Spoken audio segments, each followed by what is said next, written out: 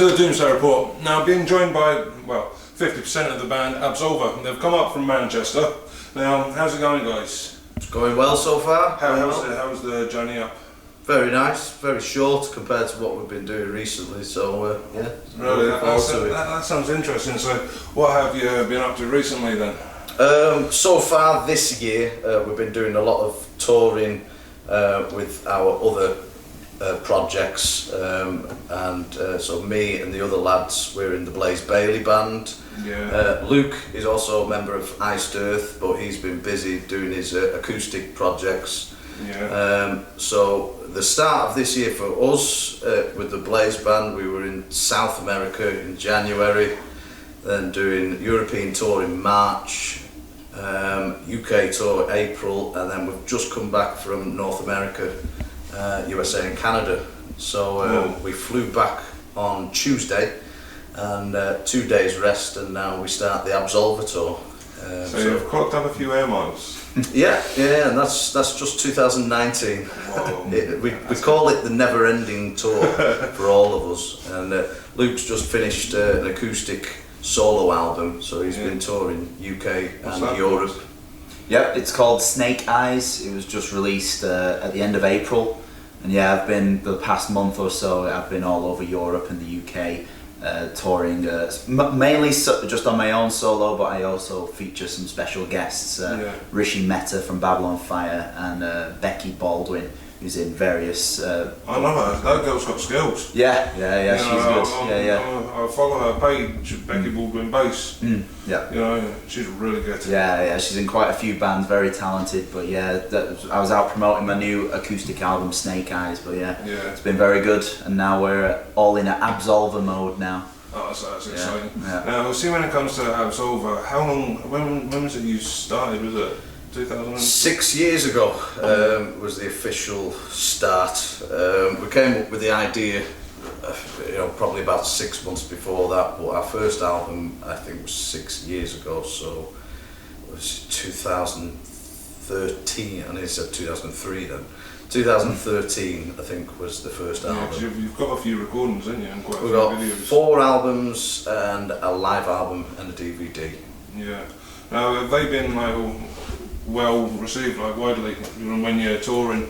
Have they been received well?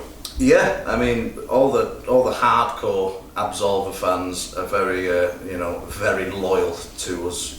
So every single album we've released has had a really good reception from those guys, and not that we've kind of had to put Absolva on the back burner, but because we are really busy with all our other projects, we've had to sandwich Absolva touring and releases in between all the other touring we have to do. Playing Tetris with it all. Yeah, so we've had to really sort of be smart about how we're touring and how we operate. And I think we do a pretty good job, with doing it, because Absolva is our main focus and our baby, and it's one of those things. So when we do release an album, we're like, this needs to be perfect. When we do a tour, we need to make sure we're hitting certain places and certain countries and not upsetting the hardcore fans. Yeah, I mean, see, when you all got together, how was it that you met? Well, it's previous to Absolva, so the band that myself, Luke and the drummer Martin, we were in another band called Fury UK, and that band was probably about 10 years, prior to Absolva, and we were doing really good. We all started quite young with that band, and we went through a lot of different touring experiences. We toured with Saxon, with Y&T, Schenker, with Nightwish.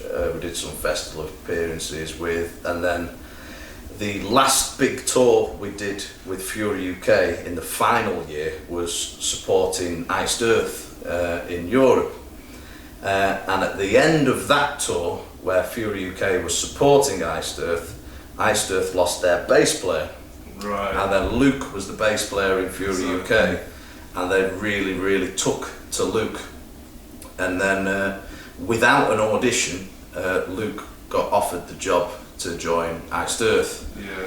And Iced Earth being, you know, one of the main US heavy metal bands and do very successfully worldwide, we said, go for the job. Don't look back. You know, go for the job. I mean, that must have been like a hell of an honour for you to be not even have to audition. You know, just being said, do you want this sort of thing? Definitely, yeah.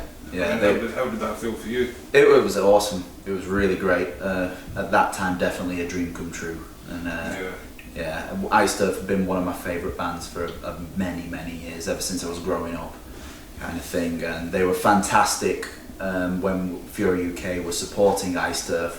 Wonderful guys, such a pleasure to tour with. Really respectful, and you know, that's the kind of treatment we treat them, and they give us the same thing back. And yeah, when I got the phone call, it was great. It was such a wonderful feeling and experience, and all the experience I've learned since that day as well has been amazing. I mean, Iced Earth are huge in many areas, so it's been a huge learning, huge learning curve for me, and I feel like it's really had an impact on my life. Yeah, I mean, I'd imagine everything changed then. Yeah. I would imagine that playing with such a big household name in a band like that, it would have like improved like your playing as well. Yeah, definitely, absolutely. I feel like I've grown as a bass player a hell of a lot. The main man, John Schaefer, he's a rhythm player. I mean, his biggest influence is Steve Harris from Iron Maiden. So he's got kind of a mind of a bass player, but he plays on guitar kind of thing.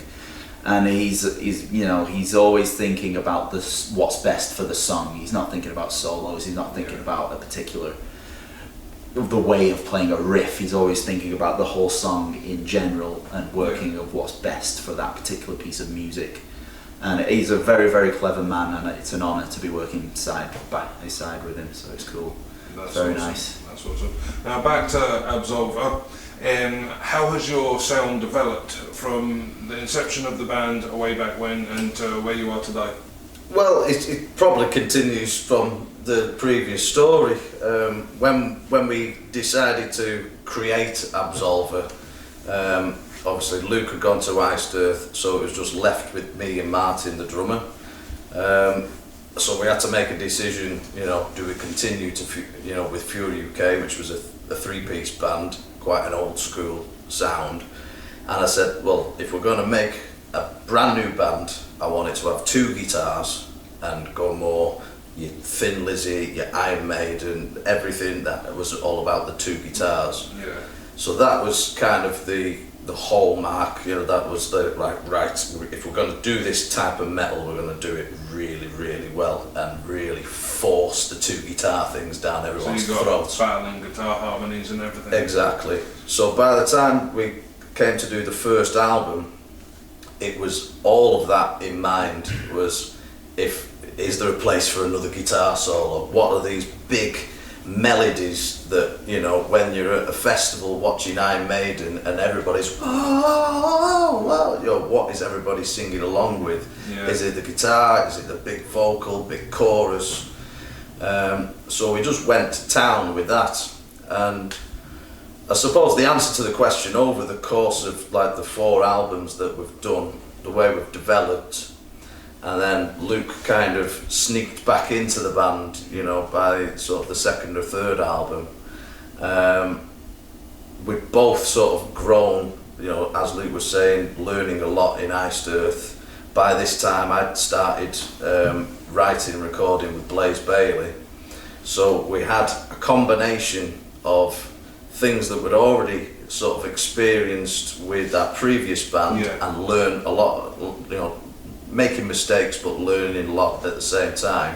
But then we had this new, how do Iced Earth do this, with John Schaefer influencing Luke, and then me working with Blaze, who worked very closely with Steve Harris. Yeah, I was going to mention that as well, because he was the singer for 2 of their albums. Exactly, yeah. So you've got the Iron Maiden influence. So we kind of had this fireball of, writing experience. Yeah. So by the time we got to definitely Never a Good Day to Die, certainly the latest album, Defiance, which I still think the best thing that we've done so far. Defiance. You know, we really sort of were, you know, pulling everything to bits. So it wasn't just writing a song, writing a bit of lyrics. Oh yeah, that'll do. That sounds all right. We were writing a song and going, do we need 4 riffs or can we just manage with 2? You know, because it's getting a bit boring. This, yeah. Let's get to this bit quicker. Do we need a double chorus here? No, we just need it here.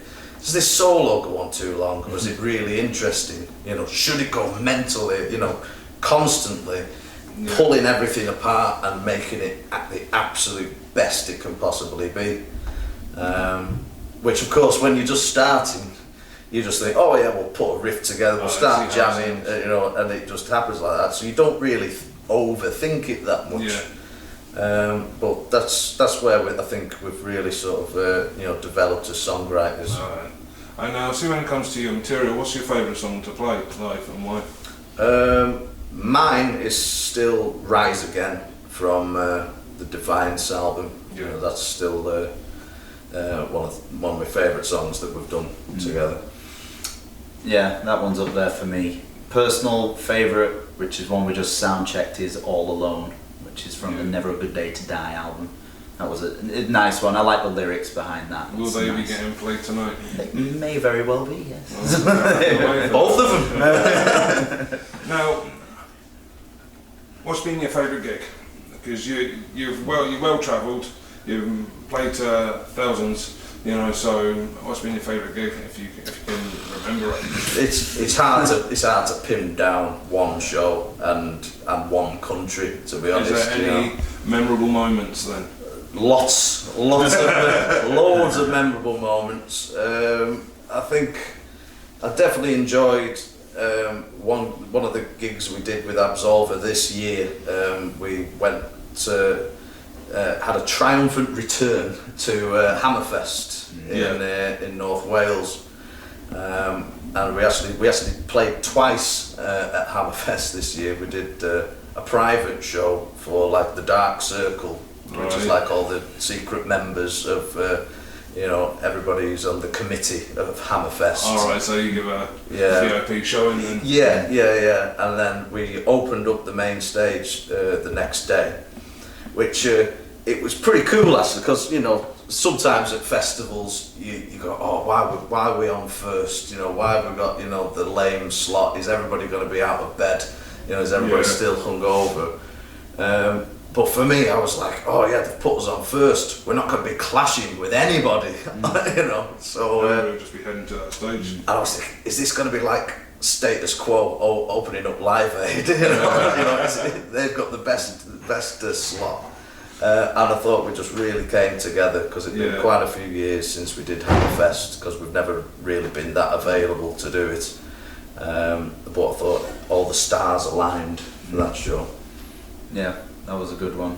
There's so many. It's so hard to, like you said, so hard to pinpoint. For Absolva, my recent favourite, I really enjoyed going to Finland.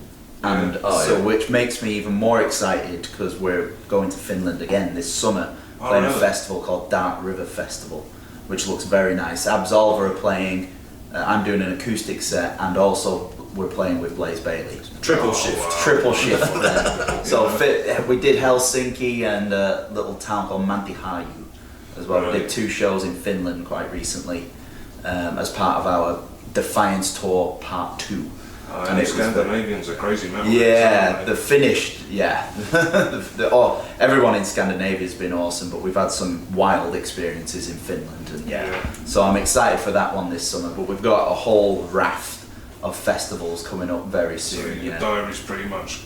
It's getting filled in. It's getting filled in, definitely. Nice one. Now, see, when you're on the road, you know, what do you like to do to entertain yourselves in your downtime?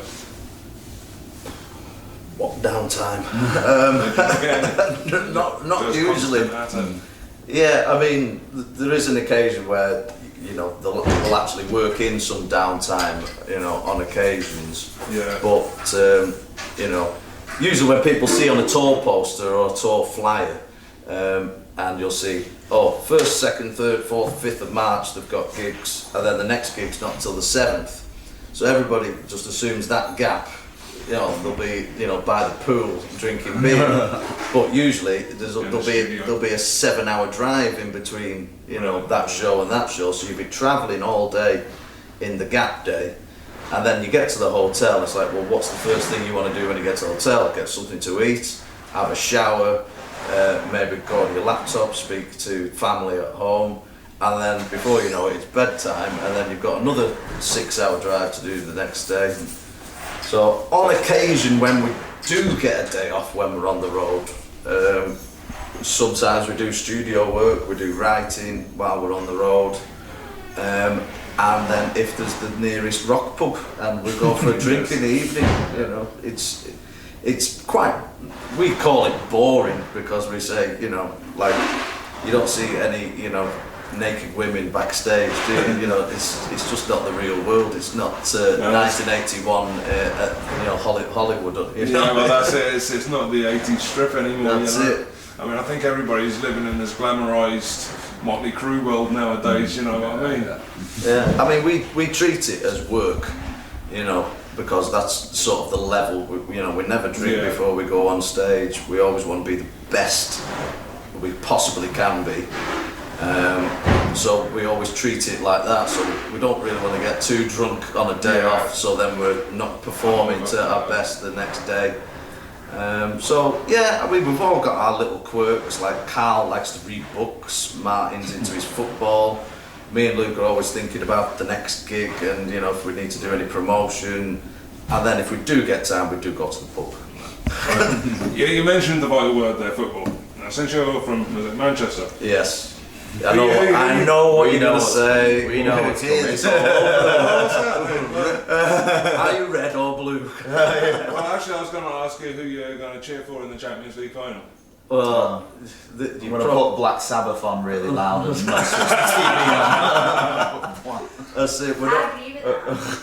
The only person in our band, really. I mean, you're probably asking the two worst people about football, because we're not football heads at all. No, I don't even know who's in the final. That's how in the dark I am with it. That's the two things. The two members of the band that don't like doing interviews are the two members that do really like football. I've recently got into ice hockey. So I used to like ice hockey years ago. So I've been following the latest tournament of ice hockey, because it's the first time the UK have entered this the international tournament since 1994, and they're not continuing in the tournament, but they're actually going to be going into the Class A teams. So it's a bit like staying in the Premiership instead of Division 1. Yeah. And that's the first time the UK ice hockey team's done that in 62 years. Really? So it's a big deal. And all we have to do is beat France. And so not be the absolute worst team, we were just the second worst team. But that was a big deal. I was speaking to some of my friends in Finland and Sweden and Canada as well, because they're all the top ice hockey teams. And so we got absolutely annihilated by those teams, but we just had to be just nudging an extra point to stay in. So we're going to be in the A team for next year, that's really good. You know what's it got me into ice hockey as a kid? Mighty Ducks movies. Yes. Emilio Estevez. Oh, they were brilliant. Now, how many songs are you playing for us tonight? It's about 18, I think. Yes, it's about. It all depends how long the guitar solos last, but usually we never do short unless it's a festival set. But headline show we never do less than 90 minutes. That's good. And sometimes it lasts 2 hours if it's going very, very well. But I think it's about 18 tonight. That's right. So it's going to be a good night. Good spread from the 4 albums. Yeah, well, I'm looking forward to it. Well, what can I say? It's been great chatting to you guys. Thank you very much. Cheers, mate. I've been Esteban. This has been Absolva. This has been the Doomsday Report. Keep it metal. Thank you. Yo,